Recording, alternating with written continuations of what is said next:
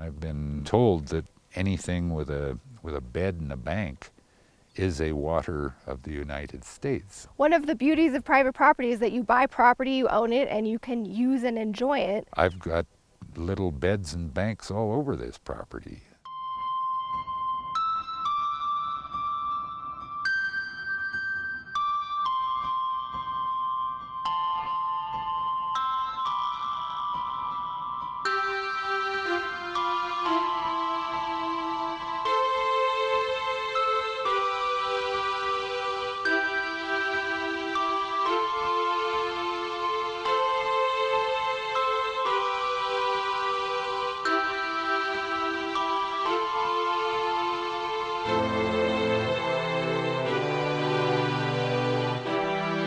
When we started looking, we wanted to build our own dream house. We were trying to live happily ever after on our 20 acres in the middle of the desert.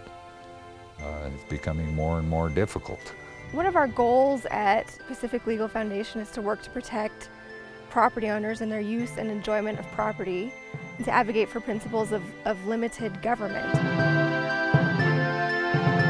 So we're very interested in Peter and Frankie's case because we think it represents a clear example of government abuse and overreach. When we bought it, we decided we'd start cleaning up the property. This area here in particular was very, very bad with trash. You can see some of the cans lying around out here. The property was a bit of a mess. I guess an estimate of how much garbage, maybe a couple of truckloads of wine bottles, broken glass. Over the years, the U.S. Army Corps of Engineers has aggressively tried to expand its jurisdiction. They're claiming that the activities that Peter and his wife undertake here is damaging to the Rio Grande 25 miles away. When we cleaned up the arroyo and smoothed out the ruts, we got a letter from the Corps of Engineers basically stating that I was guilty of dredging and filling a water of the United States. I was kind of taken aback on this. We think this is highly speculative, and that's why we're going to take them to court.